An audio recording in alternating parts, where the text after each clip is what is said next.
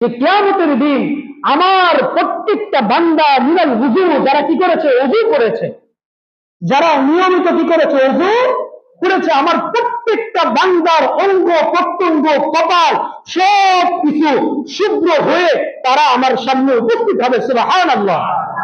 আমি তাদেরকে দেখেই চিনে ফেলবো যে এরা হলো কি আমার খাস উম্মত, এরা আমার হাউজে কাউসারের পানি পাওয়ার যোগ্য। সুবহানাল্লাহ। তাহলে শীতের দিনে ওযু করতে অলসতা করবেন নাকি বেশি বেশি ওযু করবেন? বেশি বেশি ওযু করবেন। আল্লাহ রাসূল বলতেছে, ওয়া আনা ফারাতুহুম আলাল হাউজি, আমি ওই হাউজে কাউসারের সামনে আমার এই উম্মতের যারা নিয়মিত কি করতো, ওযু করতো, আমি তাদের অগ্রনায়ক থাকবো। আমি তাদের কি থাকবো? অগ্রনায়ক থাকবো। আমি তাদের নেতৃত্ব দিব ইনশাআল্লাহ। তাহলে এটা তো গেল কারা হাউজে কাউসারের পানি পাবে।